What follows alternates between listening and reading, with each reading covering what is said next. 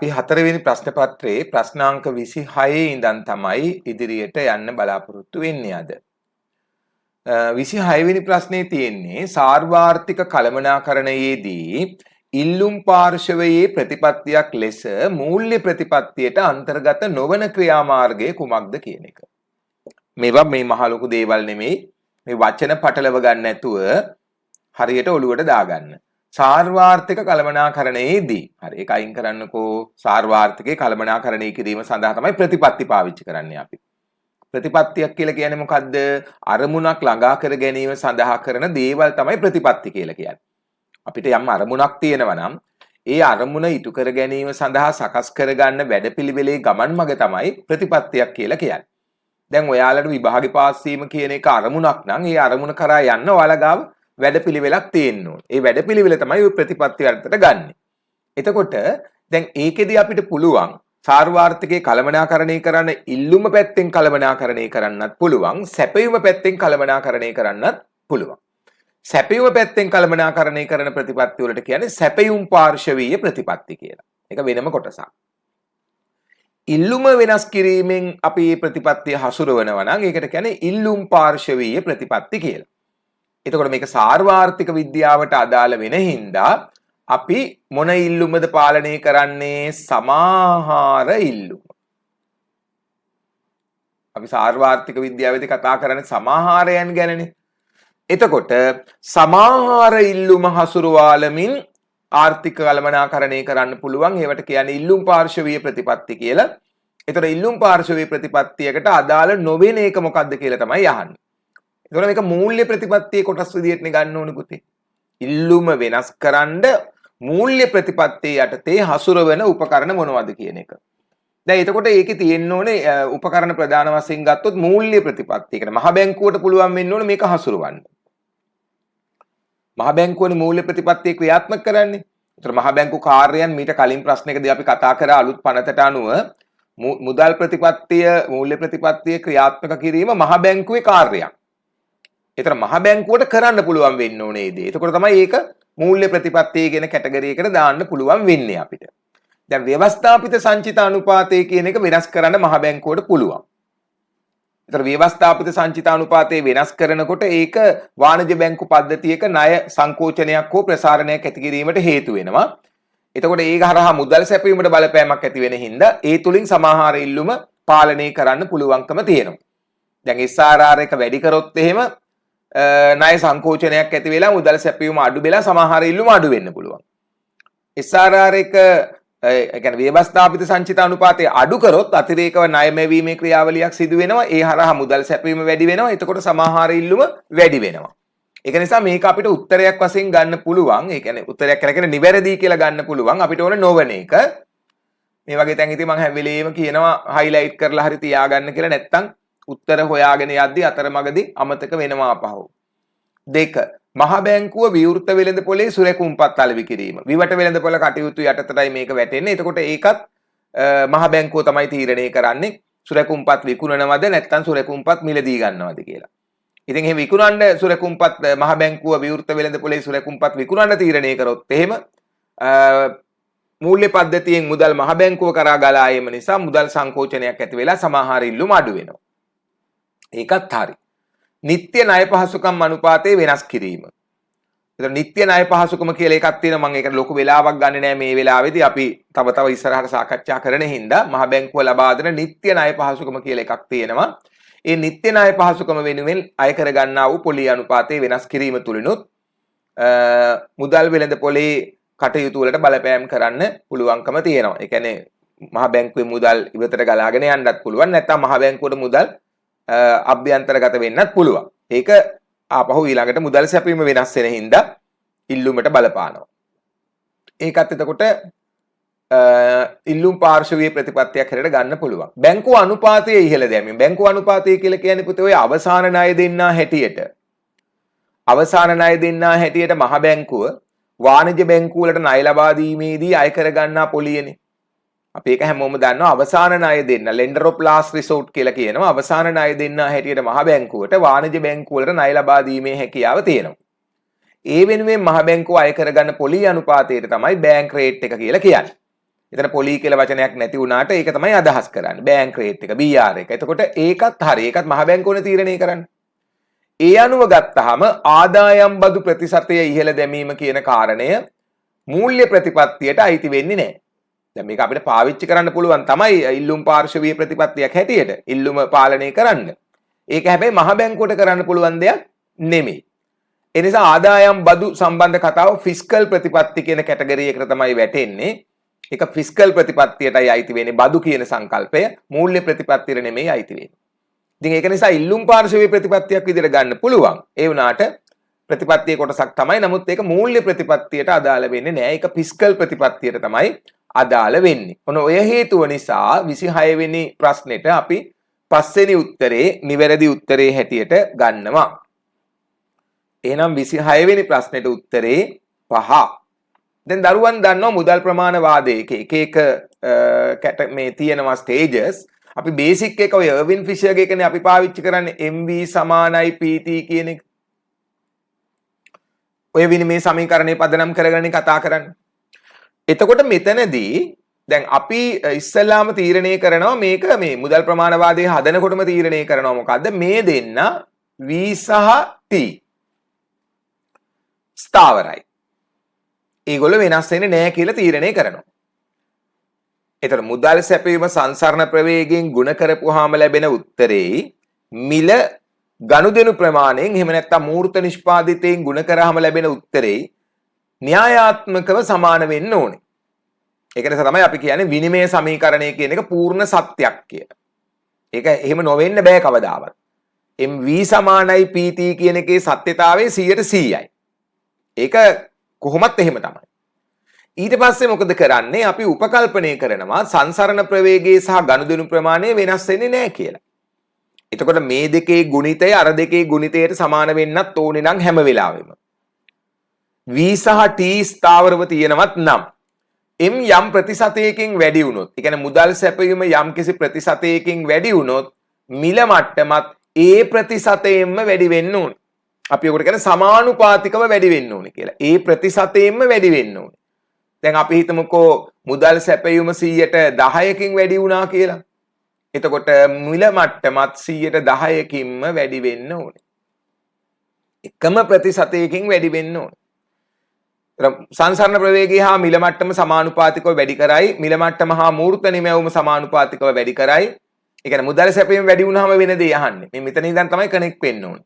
M වැඩි වෙනකොට මොකද වෙන්නේ කියලා නේ අහන්නේ. මුදල් සැපයීම වැඩි වෙනකොට මොකද වෙන්නේ? එතන ඉඳන් තමයි අපි වාක්‍ය හදාගෙන යන්නේ. ඒතර මුදල් සැපයීම වැඩි වෙනකොට මිල මට්ටම තමයි වැඩි වෙන්නේ. ඒ ප්‍රතිශතයෙන්ම වැඩි වෙනවා. හැබැයි එහෙම වෙන්නේ අනිකුත් සාධක දෙක, ඒ කියන්නේ අනිකුත් කරුණු දෙක වෙනස් වෙන්නේ නැතුව ස්ථාවරව තිබුණොත් විතරයි. එහෙනම් මුදල් සැපයීමයි මේ මුදලේ සංසරණ ප්‍රවේගය, ඒ කියන්නේ V අකුරයි T අකුරයි සමහර අය උකට වයිත් දානවනේ දැන්. අපි T වලට දාලා කතා කරමු. වෙනස් වෙන්නේ නැතුව තියෙන වෙලාවක මුදල් සැපයීම යම්කිසි ප්‍රතිශතයකින් වැඩි වුණොත් ඒ ප්‍රතිශතයෙන්ම මිල මට්ටමත් වැඩි වෙනවා කියන අදහස තමයි මුදල් ප්‍රමාණ වාදය කියලා කියන්නේ. ඉතින් ඒක නිසා අපි 27 වෙනි එකට ඊටාම පහසුවෙන් හොයාගන්න පුළුවන් 5 වෙනි උත්තරේ කියලා මිල සමානුපාතිකව වැඩි කරයි. මුදල් සැපයීම වැඩි වෙන ප්‍රතිශතයෙන්ම මිල මට්ටම වැඩි වෙනවා. හැබැයි අනිකුත් සාධක, ඒ කියන්නේ V සහ T ස්ථාවරව තිබෙන පරිසරයක් තුල. ඔක තමයි මුදල් ප්‍රමාණ වාදයේ අදහස. ඒක ගොඩනගලා තියෙන්නේ MV සමානයි PT කියන විනිමය සමීකරණය පදනම් කරගෙන. විනිමය සමීකරණයේ සත්‍යතාවයේ 100%යි මුදල් ප්‍රමාණවාදී සත්‍යතාවයේ රඳා පවතින්නේ අර හදාගත්ත උපකල්පන කොයිතරම් දුරකට සත්‍ය වෙනවද කියන කාරණේ මත පමණයි. ඒව තමයි මේ සාමාන්‍ය මේ තියරි එකට අදාළව දරුවන් දැනගන්නට ඕනේ කරුණු.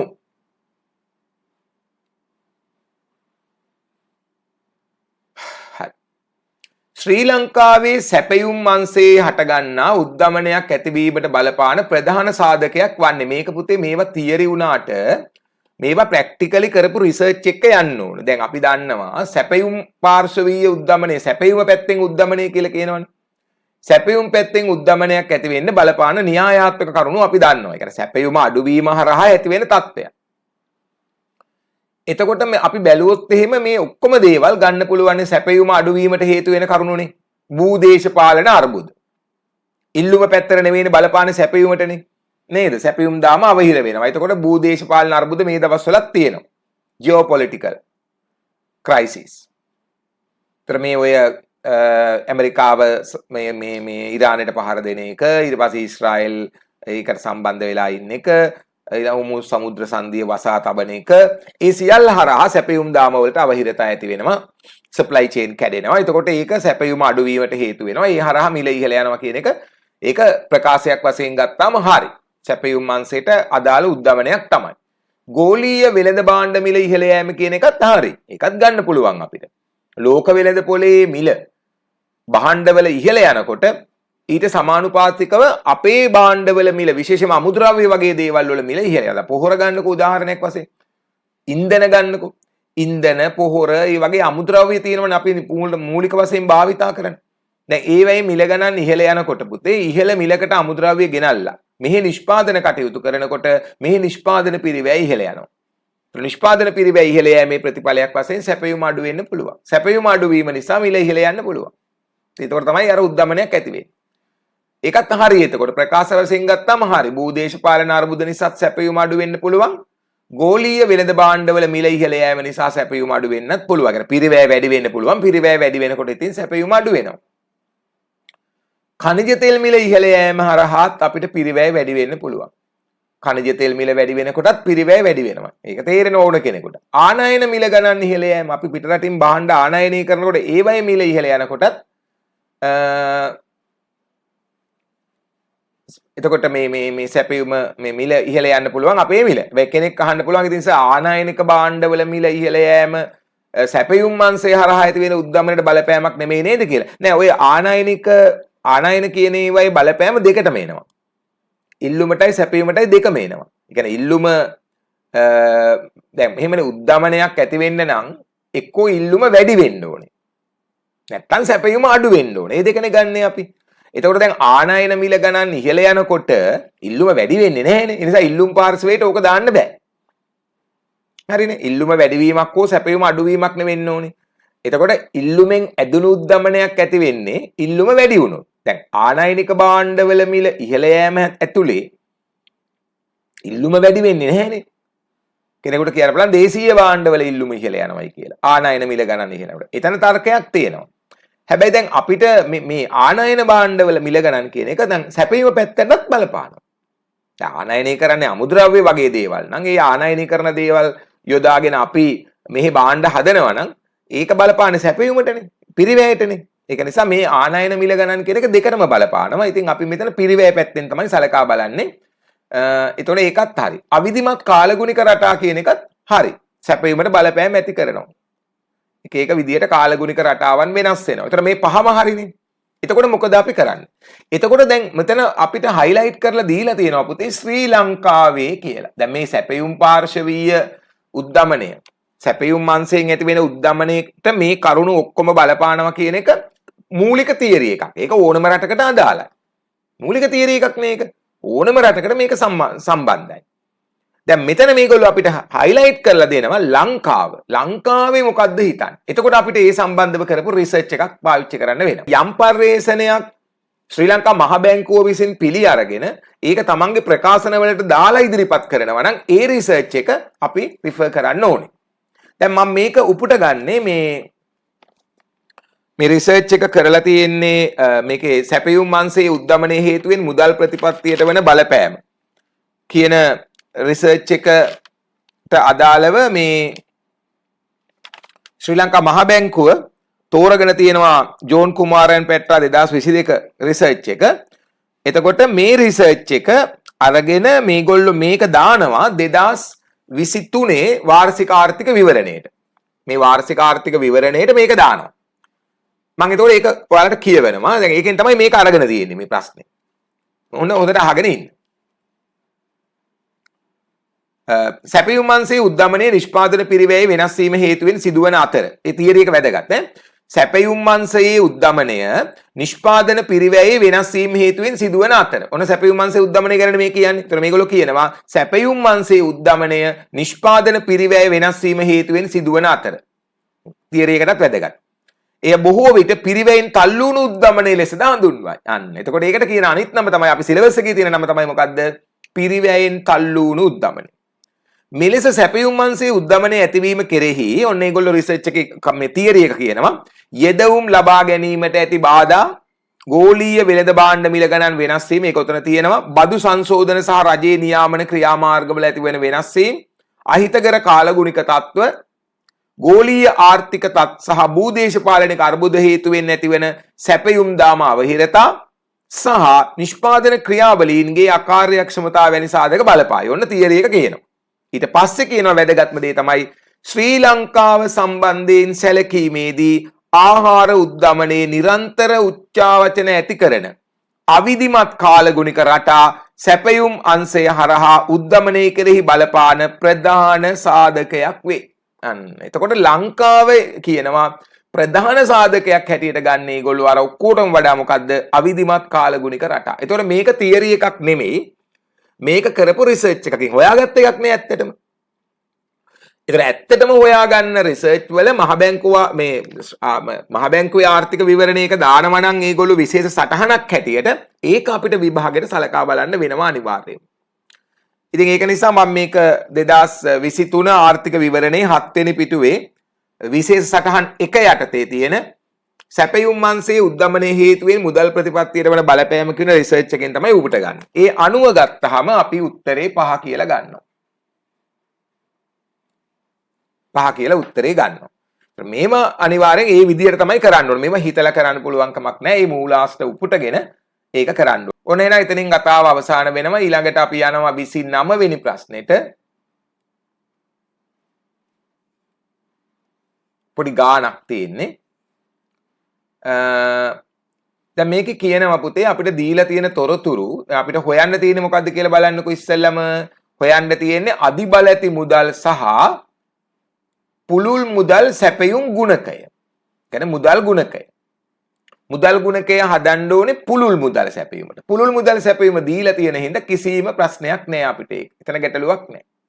දැන් අපි දන්නවා මුදල් ගුණකයක් හදන්නේ කොහොමද ඒක පටලවා ගන්න එපා. ගුණක ගොඩක් ආර්ථික විද්‍යාවේ තියෙන හින්දා m බෙදීම b. මුදල් ගුණකය කියන්නේ m බෙදීම b නේද? m කියන්නේ මුදල් සැපයීම, අදාළ මුදල් සැපයීම. අපිට හදන්න කියලා කියන්නේ පුළුල් මුදල් සැපයීම් ගුණකනේ. ඒතර m2 තමයි අපි මෙතනට ගන්නෙ. ඒක දීලා තියෙනවා. ඒ නිසා අපිට කිසිම ප්‍රශ්නයක් නෑ ඒකේ. ඒ අදහස මෙයාගේ දීලා තියෙනවනේ. ඒ නිසා ප්‍රශ්නයක් නෑ. එතකොට අපිට මෙතන B එක හොයාගන්න තමයි තියෙන්නේ. දැන් මෙතන මේ වෙනකොටත් අපි මුදල් ගුණකය හදන එකේ එක පදයක් දන්නවා. m දන්නවා 800යි. ඒක බෙදන්න ඕනේ මුදල් පදනමෙන්. දැන් මුදල් පදනම තමයි මේකෙන් හොයාගන්න ඕනේ අපි. මේ දීලා තියෙන තොරතුරු වලින් මුදල් පදනම තමයි අපි හොයාගන්න ඕනේ. මුදල් පදනම හොයාගන්න ඕනේ. දැන් මුදල් පදනම හොයාගන්නකොට මුදල් පදනම කියලා කියන්නේ අධිබල ඇති මුදල් වලටම තමයි. ඒ කියන්නේ අධිබල ඇති මුදල් එකතු වෙලා තමයි මුදල් පදනම හැදෙන්නේ. සංකල්ප දෙක එකක්ද කියලා අහුවොත් අපි කියන්නේ සංකල්ප දෙක එකක් නෙමෙයි. මුදල් පදනම කියන්නේ මුදල් පදනම. මුදල් සැපයීමේ ප්‍රධාන මූලාශ්‍රය. එයා තමයි මූලාශ්‍ර සපයන්නේ. බේස් එක, පදනම. අධිබල ඇති මුදල් කියලා කියන්නේ මුදල් පදනමේ තියෙන වත්කම් ටික. එකතු වෙලා තියෙන දේවල්, ඒකේ කොම්පෝනන්ට් ටික, කොටස් ටික. තමයි අධිබල ඇති මුදල් කියලා කියන්නේ. කෙලින්ම ඍජු මහ බැංකුව විසින් තමන්ගේ වගකීම යටතේ පවතින කොටස් මුදල්. එතකොට ඒකට අයිති වෙනවා සමස්ත විවහාර මුදල්. ඒක හරි. දැන් සමස්ත විවහාර මුදල් එකතුව කියලා කිව්වහම ඒකේ මහජනයා වෙත ඇති විවහාර මුදල් තියෙනවා. වාණිජ්‍ය බැංකු වෙත ඇති විවහාර මුදල් කියන එකක් තියෙනවා. එතකොට සමස්ත කියලා කිව්වහම මේ දෙකම තියෙනවා. අපි සාමාන්‍යයෙන් මුදල් අධිබල ඇති මුදල් වර්ග 4ක් පාඩම් කරනවනේ සාම්ප්‍රදායික වශයෙන්. නේද? මහජනයා වෙත ඇති විවහාර මුදල්, වාණිජ්‍ය බැංකු වෙත ඇති විවහාර මුදල්, වාණිජ්‍ය බැංකුව විසින් මහ බැංකුවේ පවත්වාගෙන යන තැන්පතු වල තිබෙන මුදල් සහ රාජ්‍ය නියෝජිත ආයතන මහ බැංකුවේ පවත්වාගෙන යන තැන්පතු කියලා 4ක් කටපාඩම් කරනවනේ. දැන් එතකොට එතනදී අර 4 වෙනි අයිටම එච්චර වැදගත් නෑ. අර 3නේ අපි ගන්නෙ. එතකොට පළවෙනි එකයි දෙවෙනි එකයි දෙකම එකතු කරපුවාම තමයි සමස්ත විවහාර මුදල් එකතුව කියලා ගන්න. එතකොට ඒක ගන්නකොට ආය මේ මහජනයා වෙතති කියන කෑල්ල ගන්න ඕනේ නැහැ. එතකොට ඒක ගන්නවා. එතකොට යාර දෙකම තියෙනවා. පළවෙනි එකයි දෙවෙනි එකයි දෙකම තියෙනවා. සමස්ත විවහාර මුදල් එකතුව කියන එකේ. ඊළඟට වාණිජ බැංකු මහ බැංකුවේ කරලා තියෙන තැන්පතු. ඒක දීලා තියෙනවා 50ක්. 50ක්. එතකොට අපි මේ දෙන්නව තමයි දැන් අධිබලති මුදල් හැටියට සැලකන්නේ. කවුද? සමස්ත විවහාර මුදලුයි මහ බැංකුව වෙත ඇති වාණිජ බැංකු තැන්පතුයි. මෙන්න මේ දෙන්න අපි එකතු කර ගන්නවා. එතකොට 200ක් එනවනේ. ඒ 200 තමයි අධිබලති මුදල් නැත්තම් මුදල් පදනම කියලා කියන්නේ. දැන් මේ 200 මෙතනට දාලා 800 200ෙන් බෙදන්න. එතකොට උත්තරේ එනවා 4ක්. ඒක තමයි එතකොට පුළුල් මුදල් සැපයීමට අදාළ මුදල් ගුණකය. එතකොට මේ වෙනකොට අපිට අධිබලති මුදල් හැදිලානේ තියෙන්නේ 200යි කියලා. එතකොට මේ 200 සූත්‍රයට දාලා හදාගත්තාම මුදල් ගුණකය එනවා 4ක්. ඒක නිසා පළවෙනි උත්තරේ තමයි අපි නිවැරදි උත්තරේ හැටියට ගන්නේ අධිබලති මුදල් හා පුළුල් මුදල් සැපයුම් ගුණකය. එතකොට අධිබලති මුදල් ප්‍රමාණය 200යි මුදල් ගුණකය 4යි. ඒ නිසා අපි පළවෙනි උත්තරේ නිවැරදි උත්තරේ හැටියට ගන්නවා. හරිනේ එතකොට ඔන්න එනම් 29 වෙනි ප්‍රශ්නය පහසු ප්‍රශ්නයක්. අපි එතනින් එළියට යනවා. පළවෙනි උත්තරේ තමයි 29 වෙනි එකට නිවැරදි වෙන්නේ.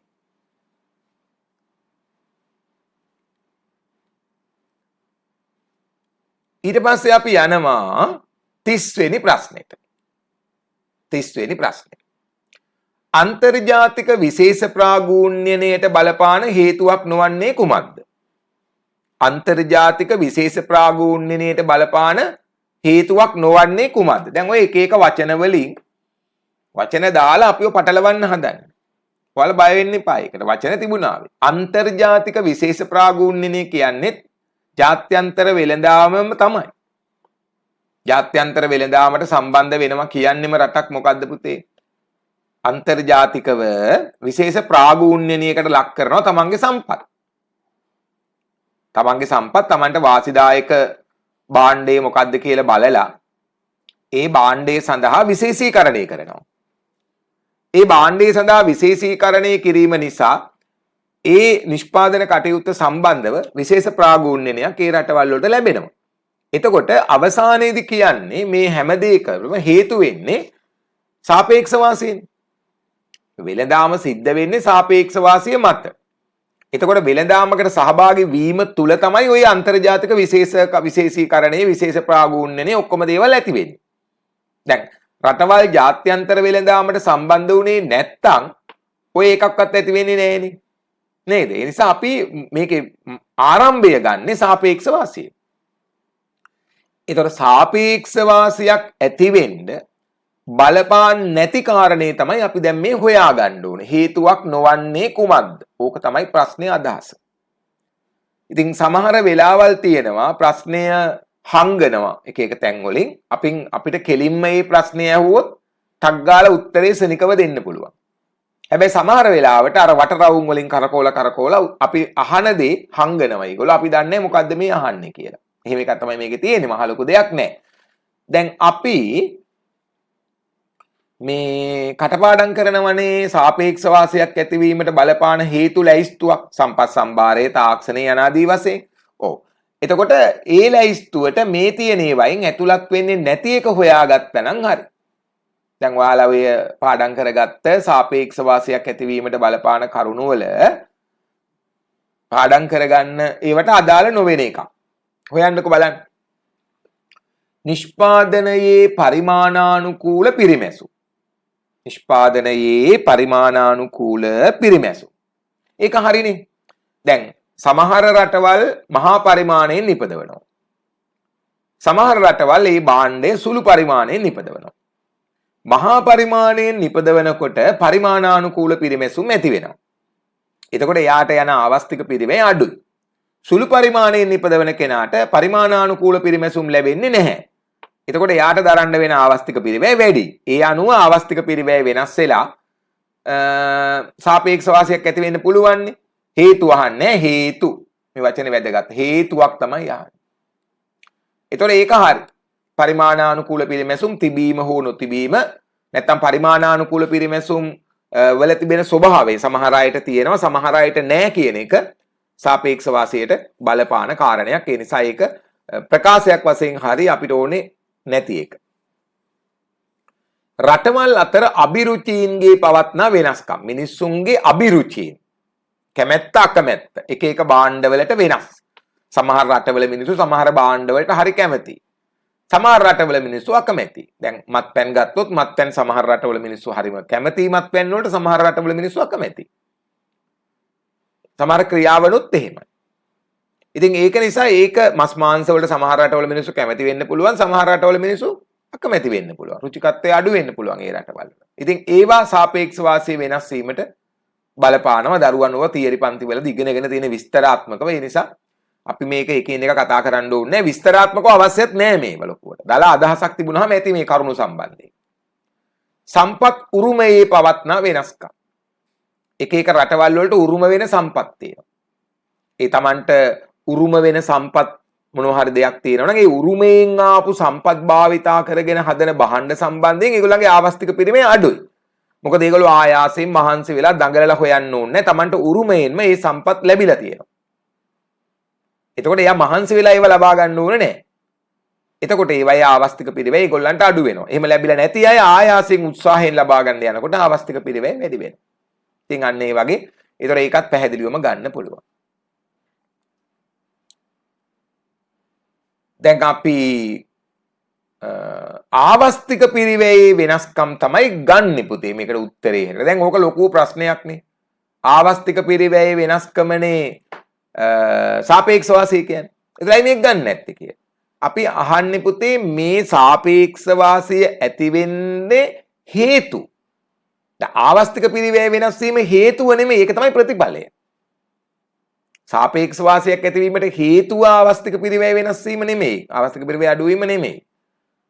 ආවස්තික පිරිවේ අඩු වෙන්න හෝ ආවස්තික පිරිවේ වැඩි වෙන්න, ඒ කියන්නේ රටවල් දෙකක් අතර ආවස්තික පිරිවේ වෙනස් වීම තුලනේ සාපේක්ෂ වාසියක් ඇති වෙන්නේ. එතකොට මේ ආවස්තික පිරිවේ වෙනස් වෙන්න හේතු තමයි අපෙන් අහන්නේ. ආවස්තික පිරිවේ වෙනස් වෙන එක නෙමෙයි, ඒක ප්‍රතිඵලයනේ. ආවස්තික පිරිවේ වෙනස් වීම කියන්නේ ප්‍රතිඵලය. අපිට ඕනේ ඒ විදියට ආවස්තික පිරිවේ වෙනස් වෙන්න බලපාපු හේතු තමයි අපි හොයන්නේ. ඒ නිසා මේක හේතුවක් නෙමෙයි, මේක ප්‍රතිඵලය. ආර්ථික ප්‍රතිපත්ති වල වෙනස්කම් පැහැදිලිවම ආවස්තික පිරිවේ වෙනස් වෙන්න හේතුවක් වෙන්න පුළුවන්. දැන් අපි හිතමු යම් කිසි රටක් දැඩි තීරුබදු ප්‍රතිපත්තියක් අනුගමනය කරනවා භාණ්ඩයක් සම්බන්ධව. තවත් රටක් තියෙනවා තීරුබදු ප්‍රතිපත්තිය බොහොම ලිහිල්. ඒක ඊට පස්සේ යම් කිසි භාණ්ඩයක් හදද්දී ඒකේ ආවස්තික පිරිවේ වෙනස් වෙන්න හේතුවක් වෙන්න පුළුවන්. ඉතින් ඒ වගේ ඒකත් එහෙනම් ගන්න පුළුවන්. ඒතර මේ ප්‍රකාශ හතරම නිවැරදි ප්‍රකාශ වෙනවා. විශේෂ ප්‍රාගූර්ණ්‍ය හේතු වෙන කරුණු කියලා ගන්න පුළුවන්. හතර වෙන එක එතකොට හේතුවක් හැටියට ගන්න බෑ.